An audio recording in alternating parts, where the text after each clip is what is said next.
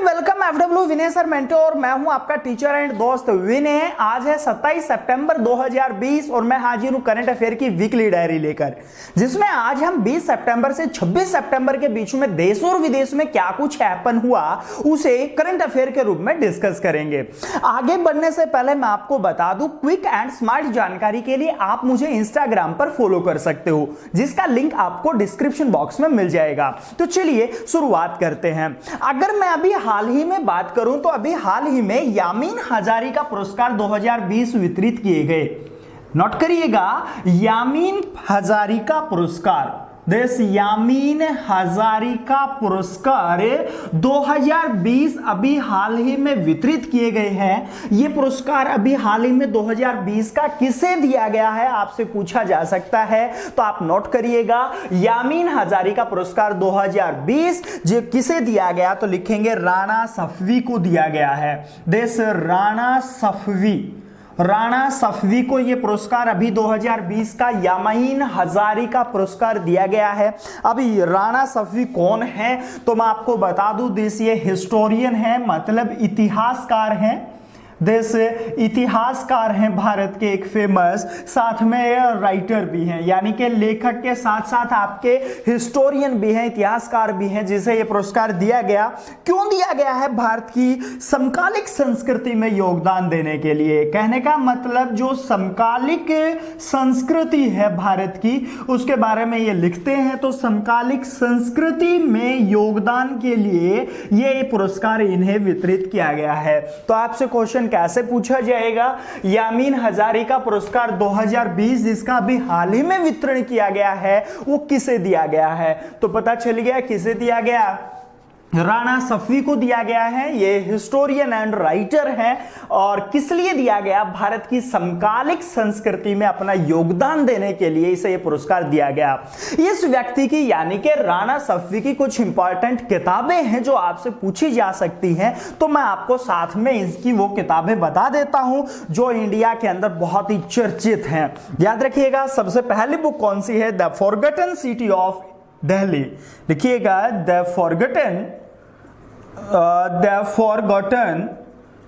Forgotten cities of Delhi. Then ये इसकी एक किताब है, बहुत ही चर्चित किताब है।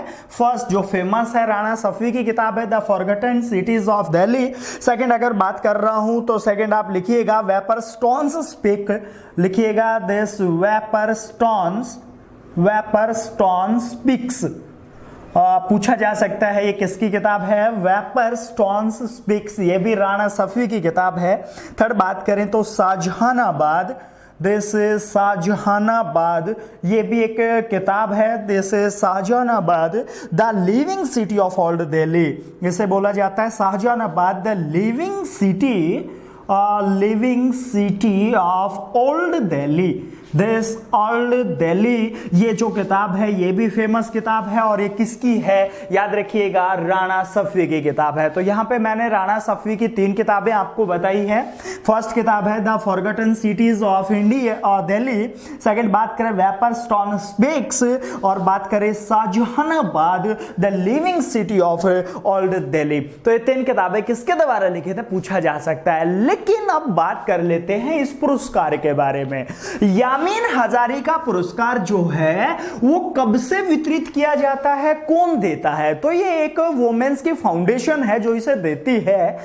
लेकिन नाम यामीन हजारिका क्यों है तो मैं आपको बता देता हूं। यामीन हजारिका जो पुरस्कार है वो आपका 2015 से हर साल वितरित किया जाता है। कहने का मतलब इस पुरस्कार की शुरुआत आपसे पूछी जा सकती है, तो शुरुआत कब से हुई है? 2015 से हुई है। लेकिन यामीन हजारिका एक की स्मृति में, यामीन हजारिका एक महिला रही है जो पूर्वोत्तर भारत की पहली महिला थी सीआरपी में, पुलिस में। कहने का मतलब सीआरपीएफ में पहली महिला वो देन अपॉइंट की गई थी या उसने ड्यूटी ज्वाइन की थी महिला के रूप में, उसके याद में महिला ग्रुप फाउंडेशंस देता है इसे 2015 से। कहने का मतलब यामीन हजारिका जो सीआरपीएफ में आपका पहली महिला पूर्वोत्तर से थी, उसके याद में 2015 से यह पुरस्कार हर साल वितरित किया जाता है। और 2020 का किसे मिला है? राणा सफी को मिला है। और राणा सफी की जो फेमस 3 किताबें हैं वो मैं आपको बता चुका हूं, आप इन्हें साथ साथ नोट जरूर करिएगा। नेक्स्ट चर्चा करते हैं। अभी हाल ही में एक व्यक्ति का निधन हो गया जिसका नाम है एसपी बाला सुब्रमण्यम। पूछा जा सकता है बाला सुब्रमण्यम जो हैं इनका अभी हाल ही में निधन हो गया, ये किस फील्ड से जुड़े हुए व्यक्ति थे? तो क्वेश्चन कैसे घुमाएगा एग्जामिनर? अभी हाल ही में एसपी बाला सुब्रमण्यम जिनका निधन हो गया है वो किस फील्ड से जुड़े हुए? तो आप नोट करिएगा, एस बाला सुब्रमण्यम जो थे वो आपका प्रसिद्ध पार्श्व गायक थे। कहने का मतलब ये संगीतज्ञ थे, देन प्रसिद्ध पार्श्व गायक थे। ये पूछा जा सकता है आपसे जिनका अभी हाल ही में 74 वर्ष की आयु में निधन हो गया, यानी कि ये 74 साल के थे, अभी हाल ही में इनका निधन हो गया है एसपी बाला सुब्रमण्यम का। लेकिन इससे कुछ फेमस क्वेश्चन क्या बन सकता है? इसके जो फॉलोवर हैं उनके द्वारा इसको एक उपाधि दी जाती है, यानी कि इस व्यक्ति को क्या बोला जाता है? पांडुम नीला बोला जाता है। दिस पांडुम नीला, जिसका मतलब क्या होता है? सिंगिंग मून होता है। इसका मतलब होता है दिस सिंगिंग मून।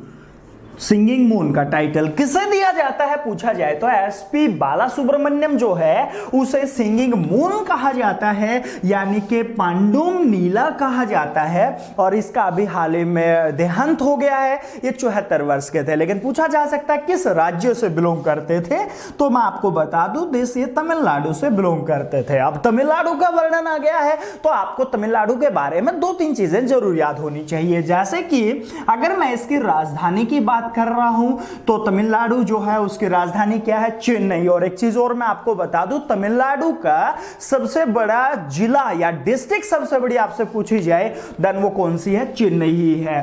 तो राजधानी हो गया है देश, इसके राजधानी आपसे पूछी जा सकती है, तो इसकी राजधानी क्या है तमिलनाडु की? चेन्नई है। सेकंड बात कर रहे हैं तो यहाँ के सीएम आपसे पूछे जा सकते हैं। तमिलनाडु के सीएम कौन है? तो लिखिएगा के पलानी स्वामी।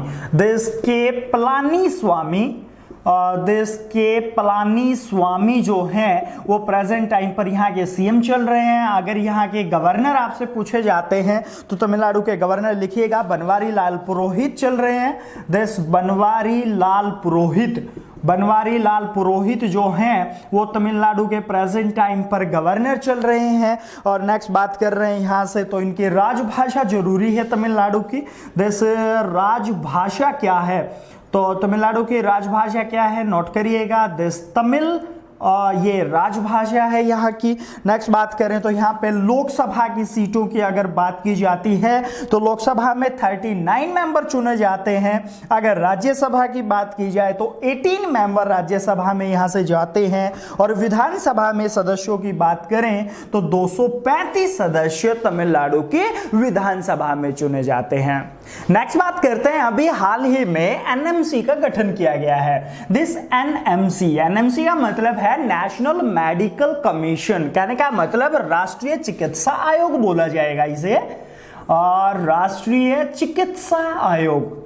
तो राष्ट्रीय चिकित्सा आयोग का अभी हाल ही में गठन किया गया है। तो पूछा जा सकता है कि ये किसका स्थान लेगा या ये काम क्या करेगा? तो अभी हाल ही में एनएमसी का गठन किया गया, नेशनल मेडिकल, ध्यान रखिएगा, दिस कमीशन बोला जाएगा, राष्ट्रीय चिकित्सा आयोग इसे कहा जाएगा। सबसे पहले तो ये किसका स्थान लेने वाला है? जो प्रेजेंट एमसीआई चल रहा था उसका स्थान ये लेने वाला है। यानी कि प्रेजेंट जो मेडिकल आपका काउंसिलिंग ऑफ इंडिया चल रहा था, एक संगठन, एक ग्रुप चल रहा था, देन जिसको एमसीआई बोला जाता था, उसके स्थान एनएमसी लेने वाला था। एमसीआई की फुल फॉर्म क्या थी वो भी आप लिख सकते हो, this medical council, this medical council of India. This medical council of India जो रहा है उसका स्थान ये लेने वाला है। तो अभी मेडिकल काउंसिल ऑफ इंडिया नहीं रहेंगे, उसकी जगह एनएमसी का गठन कर दिया गया है जिसे राष्ट्रीय चिकित्सा आयोग कहा जाता है। अब एक चीज मैं आपको बता दूं कि इसके अंदर क्या फॉर्मेशन होगी जो एनएमसी बनाया गया। एनएमसी के अंदर ध्यान रखिएगा एक अध्यक्ष होगा, एनएमसी के अंदर एक अध्यक्ष होगा। सेकंड बात करें तो इसके अंदर 10 पदेन सदस्य इसके अंदर मनोनीत किए जाएंगे, देन 10 पदेन सदस्य होंगे। उसके बाद 22 अंशकालीन सदस्य होंगे। अंशकालीन का मतलब समय समय पर बदलते रहेंगे, ये पूरा कार्यकाल करेगा, ये पूरे कार्यकाल के लिए होंगे, ये अंशकालीन टाइम के लिए होंगे, यानी कि 22 सदस्य अंशकालीन, इनका टाइम होगा 5 साल, 1 साल, 2 साल, इस टाइप से। तो इसके अंदर एनएमसी के गठन में क्या किया गया, एक प्रेसिडेंट चुना जाएगा, 10 पदेन सदस्य होंगे, 22 अंशकालीन सदस्य इसमें होंगे। नेक्स्ट इसके साथ में एक चीज और मैं बता दूं कि ये काम क्या करेगा। अगर मैं एनएमसी की बात करता हूं तो आपका एनएमसी क्या काम करेगा, यानी कि इसका कार्य क्या होगा। सबसे पहले तो जो आपके पूरे ऑल इंडिया के अंदर जो मेडिकल्स हैं उनकी देखरेख एक जगह इकट्ठी हो जाएगी, एक काउंसिल, एक कमीशन होगा जो उनकी देखरेख करेगा, उनके लिए नियम नीतियां डिसाइड करेगा। क्योंकि कोविड-19 के कारण हमारे पास बहुत सारी ऐसी असुविधाएं आई जो मेडिकल नहीं दे पाए, इसलिए एनएमसी का गठन किया गया है। और ये काम क्या करेगा मैं आपको फटाफट बता देता हूं। सबसे पहले तो मेडिकल कॉलेज का अनुमोदन करेगा, यानी कि जितने भी मेडिकल कॉलेज हैं, दिस मेडिकल कॉलेजों का अनुमोदन ये कौन करेगा, ध्यान रखना, ये आपसे पूछा जा सकता है मेडिकल कॉलेजों का अनुमोदन कौन करता है। तो भारत में कौन करता है, दिस एनएमसी, नया संघ आपका कमीशन बना दिया गया है। अगर मैं सेकंड यहां से बात करूं तो ऑल इंडिया जो नीट एग्जाम होता है, यानी कि एमबीबीएस के लिए जो आपका नीट एग्जाम हैंडल कराना किसका काम होगा, उसकी गाइडलाइन, उसका सिलेबस क्या होगा, जो पीएमटी नीट होता है, और कहने का मतलब इसके लिए गाइडलाइन कौन जारी करेगा, एनएमसी करेगा। पाठ्यक्रम, यही आपका पाठ्यक्रम शुल्क कितना लगेगा, फीस कौन डिसाइड करेगा, एनएमसी करेगा। नेक्स्ट अगर मैं ध्यान बात आपका खींचना चाहूं, एक बात की तरफ आपका ध्यान खींचना चाह रहा हूं, ध्यान रखिएगा, चिकित्सा प्रणाली में जो A3Q सुधार है, A3Q सुधार जो है चिकित्सा प्रणाली में, उसको बढ़ावा ये देगा। अब A3Q क्या मतलब क्या है, A3Q का मतलब आपका इसकी फुल फॉर्म में छुपा हुआ है, this access, A stand for this access। Next बात करें affordability, this affordability this affordability जो है वो अफोर्डेबिलिटी हो गया। नेक्स्ट बात करें तो A ही stand for this availability, this availability इसके अंदर काउंट होगा, तो 3A3 हो गया, this access, affordability and availability, and क्या स्टैंड फॉर दिस क्वालिटी। तो ये जो A3Q जो सुधार हमें रिक्वायरमेंट हुई कोविड-19 के कारण, उसके अंदर सुधार देखने को मिलेंगे। और ये सुधार कौन करेगा, तो एक नया आपका कमीशन का गठन किया गया है जिसे हम एनएमसी बोलते हैं, तो आप याद जरूर रखिएगा। नेक्स्ट बात कर रहे हैं, अभी हाल ही में एक युद्धाभ्यास चल रहा है जिसका नाम है जीमैक्स। तो आपसे पूछा जा सकता है जीमैक्स जो है वो अभी एट प्रेजेंट एक संयुक्त सैन्य अभ्यास है नौसेना का, तो आप लिख सकते हो देश संयुक्त नौसेना अभ्यास। ये किन दो देशों की सेना के बीच चल रहा है, संयुक्त नौसेना युद्ध अभ्यास आप इसे बोलेंगे, देश युद्ध अभ्यास।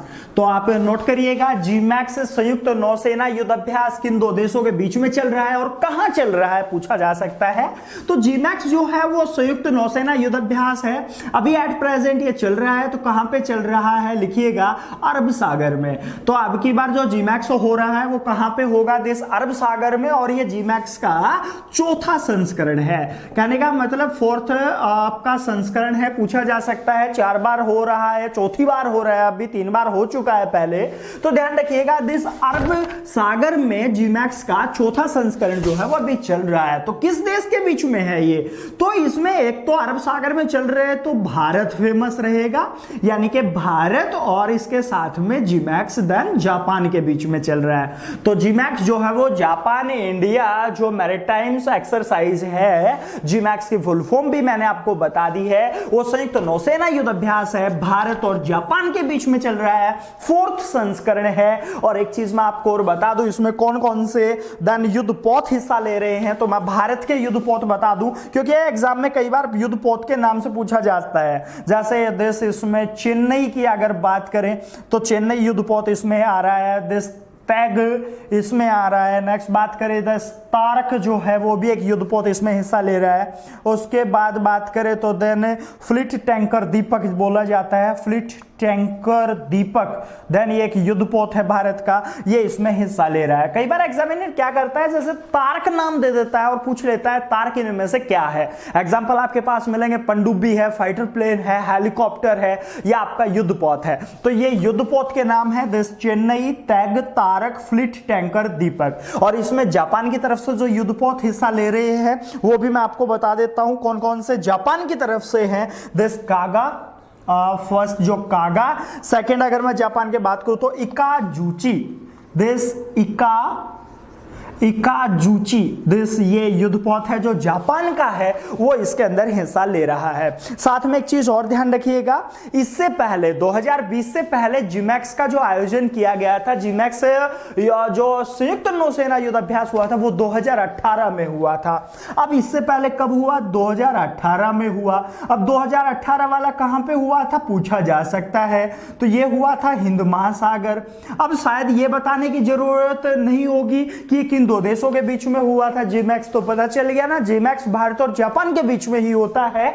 चौथा संस्करण था, तीसरा संस्करण कब हुआ था, देन आपका 2018 में हिंद महासागर में हुआ था। तो एक चीज और साथ में ध्यान रखना, जिमैक्स कब से हो रहा है, यानी कि इन संयुक्त युद्धाभ्यास की शुरुआत कब से है तो इनकी शुरुआत है 2012 से। तो आप याद रख सकते हो जीमैक्स की शुरुआत 2012 से हो रही है। उसके बाद ये 2012 से हर 2 साल बाद होते आ रहे हैं। 4th संस्करण प्रेजेंट टाइम पर चल रहा है। तो पूछा जा सकता है किन 2 देशों के बीच में है। लेकिन साथ में एक चीज और मैं बता दूं, अभी हाल ही में एक और संयुक्त नौसेना अभ्यास हुआ था जो पूछा जा सकता है किस देश के बीच में, भारत का था। एंड उसका नाम आपको पता होगा, अगर नाम बात करूं तो पैसेज एक्सरसाइज बोला जाता है। This passage EX, this passage exercise है जो अभी हाल ही में हिंद महासागर में संपन्न हुई थी। ये भी एक नौसेना का ही था। दिस हिंद महासागर जो है यहां पे आपका पैसेज जो है वो आपकी अभी हाल ही में संपन्न हुई है। तो पूछा जा सकता है किन 2 देशों के बीच में थी। अब हिंद महासागर में था तो एक देश भारत तो था ही, साथ में देना ऑस्ट्रेलिया। कहने का मतलब अभी हाल ही में ऑस्ट्रेलिया और भारत के बीच में पैसेज एक्सरसाइज हुई है। और बात करें जीमैक्स, तो जीमैक्स भारत और किसके बीच में हुआ है, जापान के बीच में। ये एग्जाम में पूछे जाते हैं, आप नोट जरूर करते रहिएगा साथ साथ। नेक्स्ट बात करते हैं, अभी हाल ही में प्रमुख बंदरगाह प्राधिकरण विधेयक 2020 लोकसभा में पास हुआ है। देश विधेयक की बात करूं तो विधेयक का नाम है प्रमुख बंदरगाह, देश प्रमुख बंदरगाह प्राधिकरण, प्रमुख बंदरगाह प्राधिकरण विधेयक 2020। देश विधेयक 2020 हम इसे कहेंगे। लोकसभा का जो अभी मानसून सत्र चल रहा है उस सत्र के अंदर बहुत सारे बिल पास हुए हैं। पिछले मैंने वीडियो के अंदर आपका किसान बिल के बारे में बताया था, अभी मैं आपको बता देता हूं प्रमुख बंदरगाह प्राधिकरण विधेयक जो लोकसभा में अभी हाल ही में पास हुआ है वो क्या है। ध्यान रखिएगा, प्रमुख बंदरगाह जो है ये प्राधिकरण विधेयक 2020 अभी पास हो गया है। अब होता क्या था और इस विधेयक में क्या चीज नहीं आने वाली है। सबसे पहले तो मैं आपको बताना चाहूंगा कि इस विधेयक से किसी भी व्यक्तित्व पे या किसी भी राज्य वगैरह को कोई फर्क नहीं पड़ने वाला है, जबकि ये बेस्ट बिल है। अब इसमें हो क्या रहा है, अभी क्या था कि पूरे देश के अंदर जितनी भी प्रमुख बंदरगाहें थी, मेजर बंदरगाह, उनको हैंडल करती थी केंद्र सरकार। लेकिन अब क्या कर दिया गया है, एक स्पेशल प्रत्येक बंदरगाह का अलग से बोर्ड होगा।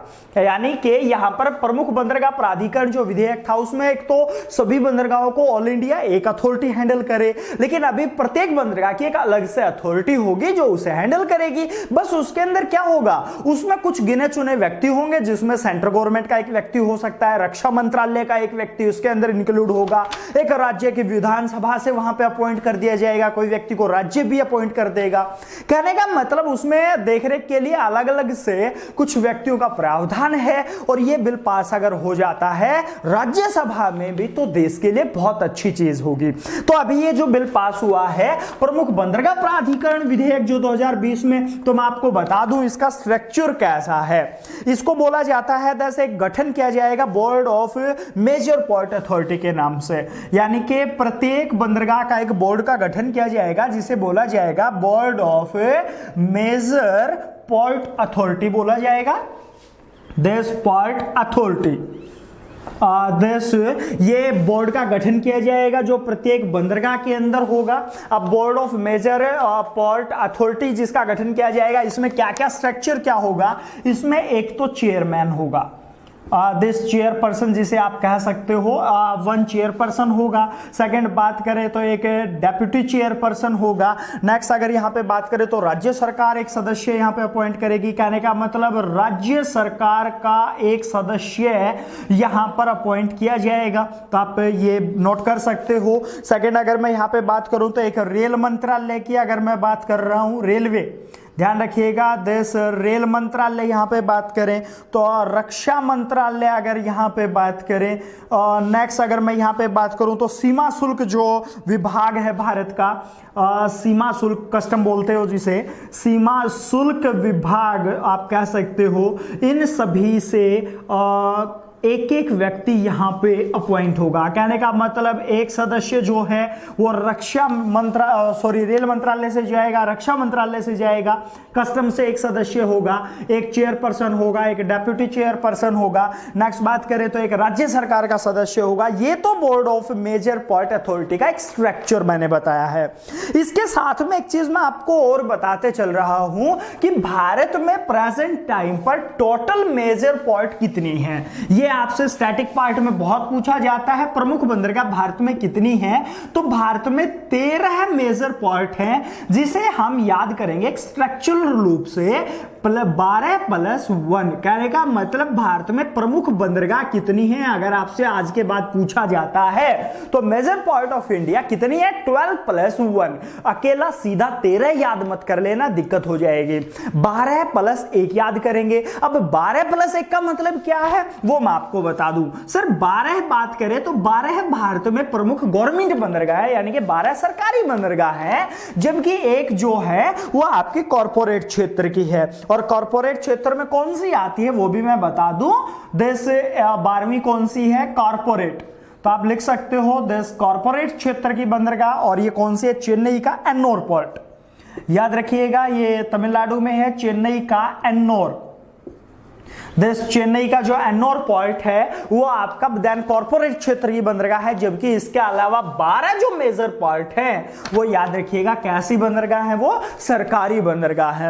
अब वो सरकारी बंदरगाह कौन कौन सी हैं तो आप उनके नाम भी नोट कर सकते हो, कौन कौन सी है फटाफट नाम नोट करिएगा। सबसे पहले मैं आपको बताते चल रहा हूं इसके अंदर, और देन भारत से बात कर रहे हैं। जैसे आपने गलती से भारत का मैप अगर देखा हो तो भारत इस साइड में आपका पश्चिमी घाट आता है, इस साइड में पूर्वी घाट आता है, और समुद्र यहां पे इसी स्ट्रक्चर में भारत के साथ लाई करता है, बाउंड्री शेयर करता है। सबसे पहले आती है कांदला पोर्ट, गुजरात में है दिस कांदला पोर्ट, ये बहुत ही फेमस है। यहां पे आपकी कांदला पोर्ट आती है, और अभी इसका नाम भी बदला गया था 1-2 साल पहले, और नाम पंडित दीनदयाल उपाध्याय पोर्ट हो गया है। और अभी पंडित दीनदयाल उपाध्याय का जन्मदिन भी गया ना 25 तारीख को, याद जरूर रखिएगा। तो एक कांदला पोर्ट हो जाती है। उसके बाद आपका महाराष्ट्र में आती हैं 2 पोर्ट, जैसे एक तो पंडित जवाहरलाल नेहरू JLN पोर्ट हम बोलते हैं, एक मुंबई पोर्ट यहां पे है। तो नंबर 1 हो गया, सेकंड, थर्ड, 3 पोर्ट ये यहां पे हो गई हैं। उसके बाद बात करें गोवा की है, जिसको आप न्यू मारमा गोवा कहते हो,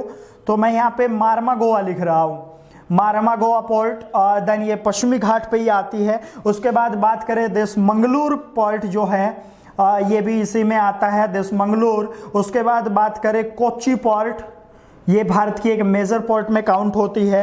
उसके बाद बात करें देश तूतीकोरिन, तूतीकोरिन पोर्ट, उसके बाद चेन्नई पोर्ट है आपका, देश चेन्नई पोर्ट आता है। उसके बाद विशाखापत्तनम, देश विशाखापत्तनम जो है ये भी पोर्ट आपका आंध्र प्रदेश में है। उड़ीसा की है पारादीप बंदरगाह। और उसके बाद एक का आपने नाम सुना होगा कलकत्ता, ये 11 हो चुकी है। और एक लास्ट आता है दिस पोर्ट ब्लेयर, नोट कर लो पोर्ट ब्लेयर, ये आपका अंडमान निकोबार में है। दिस पोर्ट ब्लेयर बोलेंगे इसे, पोर्ट ब्लेयर बंदरगाह। तो ये भारत की 12 मेजर पोर्ट थी, टोटल 13 है। 13 वही जो है वो जो कॉर्पोरेट क्षेत्र की है वो मैं बता चुका हूं, कौन सा है, चेन्नई का एन्नोर। इसलिए बोल रहा हूं 12+1 याद करिएगा, 12 मेजर, 13वीं जो है वो एक प्राइवेट क्षेत्र की है। नेक्स्ट बात करते हैं, अभी हाल ही में जो राफेल इंडिया में आया था उसको उड़ाने वाली पहली महिला पायलट का नाम क्या है? तो पहली महिला पायलट कौन हो गई है भारत की, याद रखिएगा, नोट करिएगा, पहली महिला पायलट बात कर रहा हूं, पहली महिला पायलट। और ये ध्यान रखिएगा, पहली महिला जो पायलट है मैं बात केवल राफेल की कर रहा हूं। कहने का मतलब जो राफेल है ना, उसको लड़ाकू विमान राफेल को उड़ाने वाली पहली महिला पायलट कौन हो गई है? तो आप नोट करिएगा, भारत की पहली महिला पायलट जिसने राफेल को उड़ाया है और उसका नाम है शिवांगी सिंह। तो नोट कर सकते हो देश शिवांगी सिंह जो हैं ये वाराणसी यूपी से आती हैं, देश वाराणसी यूपी से बिलोंग करती हैं। और ये जो है पहली महिला पायलट हो गई है जिसने लड़ाकू विमान राफेल को उड़ाया है। अब शिवांगी ने ये विमान उड़ाया, लेकिन अभी कुछ टाइम पहले ही राफेल इंडिया में आया है। तो पूछा जा सकता है हमने इसे खरीदा किस देश से खरीदा है? नोट करिएगा, राफेल जो है वो हमने किस देश से खरीदा है, पता चल गया होगा, देश फ्रांस से। बहुत इसके ऊपर विवाद रहा है, सुर्खियों में, न्यूज में भी बहुत ज्यादा था, विपक्ष का बहुत बड़ा ड्रामा था इसके अंदर देश राफेल के बारे में। तो ये हमने किस देश से खरीदा है? फ्रांस से। लेकिन एक चीज और पूछी जा सकता है कि राफेल को बनाने वाली कंपनी कौन सी है? तो आप राफेल बनाने वाली कंपनी का नाम लिख सकते हो, दसॉल्ट, ये है Dassault aviation. Dassault aviation company जो है, याद रखिएगा, इस कंपनी के द्वारा ये विमान जो है वो बनाया गया है। मैं फिर बता दूं, राफेल फ्रांस का एक विमान है, लड़ाकू विमान है, भारत ने अभी परचेज किया है और 4.5 जनरेशन का है। ये बात कर रहे हैं दसॉल्ट एविएशन और जो कंपनी है वो इसको बिल्ड करती है। तो ये आपसे कुछ क्वेश्चंस है जो एग्जाम में पूछे जाते हैं। नेक्स्ट बात कर रहे हैं, अभी हाल ही में रक्षा उद्योग ग्लोबल आउटरीच पर वेबिनार का आयोजन किया गया। पूछा जा सकता है किन दो देशों के बीच में इस वेबिनार का आयोजन हुआ है?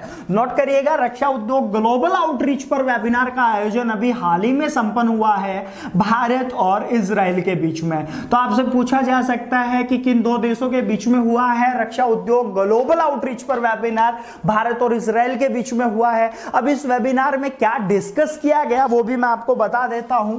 दोनों देशों का सह उत्पादन पर इसमें डिस्कस हुआ है कि दोनों मिलकर के उत्पादन करें किसी चीज का, विकास किसी भी चीज का जो युद्ध के क्षेत्र में है, मोस्टली देश विकास डेवलपमेंट पर, नवाचार जो है वो माध्यम अपनाए जाएं इसके अंदर, यानी कि संयुक्त रूप से कोई भी चीज का निर्यात करें तो कैसे उनको बनाया जा सकता है, कैसे उनका निर्यात किया जा सकता है, इनसे संबंधित अभी रक्षा उद्योग ग्लोबल आउटरीच पर वेबिनार का आयोजन किया गया। जो पूछा जाएगा तो किन दो देशों के बीच में था? भारत और इजराइल। अब इजराइल का वर्णन आ गया है तो कुछ चीजें आपको पता होनी चाहिए। कैसे कि जो आपका इजराइल है वो कौन से महाद्वीप का देश है? तो याद रखिएगा, इजराइल जो है वो एशिया महाद्वीप का देश है। मोस्ट इंपॉर्टेंट क्वेश्चन पूछा जा सकता है। सेकंड बात कर रहे हैं और इसकी राजधानी क्या है, यानी कि कैपिटल ऑफ इजराइल, तो राजधानी जेरूसलम। देश जेरूसलम जो है वो राजधानी, इसे आपका पवित्र भूमि बोला जाता है वर्ल्ड में। पवित्र भूमि को से कौन सी जगह फेमस है? देश जेरूसलम। बात कर रहे हैं इसकी देन करेंसी, मुद्रा क्या है? तो मुद्रा इसकी लिख सकते हैं इजरायली स्केल। देश इजरायली शकेल, देश इजरायली शकेल जो है वो इस देश की करेंसी चल रही है। बात करें इसी देश के पीएम की, तो इस देश का पीएम कौन है? बेंजामिन नेतन्याहू, बहुत चर्चा में था देश बेंजामिन नेतन्याहू। देश बेंजामिन नेतन्याहू जो हैं वो इस देश के पीएम है। बात कर रहे हैं प्रेसिडेंट की, तो देश प्रेसिडेंट कौन है इस देश का, ये भी आप लिख सकते हो, रूवन, देश प्रेसिडेंट रूवन रिवलिन, देश रूवन रिवलिन जो हैं वो प्रेजेंट टाइम पर इस देश के क्या चल रहे हैं, प्रेसिडेंट चल रहे हैं। तो इस देश के बारे में ये 2-3 चीजें आपको जरूर से याद रखनी पड़ेंगी।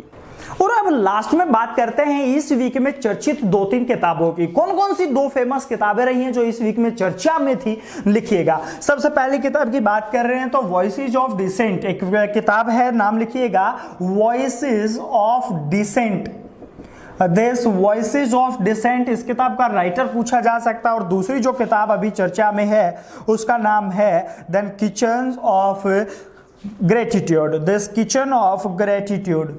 अब किचन ऑफ ग्रेटिट्यूड है तो इस किताब का राइटर भी आपसे पूछा जा सकता है। अब किचन का नाम आ गया है तो आपको ध्यान होगा कोई ना कोई सैफी ही होगा, याद रखिएगा। अब पहले बात कर रहे हैं आपका वॉइसेज ऑफ डिसेंट बुक का राइटर कौन है, नोट करिएगा, इसका नाम है रोमिला थापर।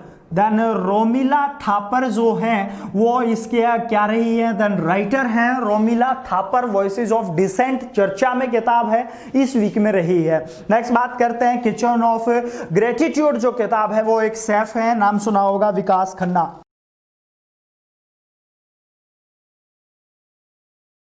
तो आज के इस लेक्चर में इतना ही, मिलते हैं नेक्स्ट संडे को नए वीक की करंट अफेयर के साथ। तब तक मैक्सिमम शेयर करिए, लाइक करिए और हाँ, सब्सक्राइब करना ना भूलिएगा। Thank you.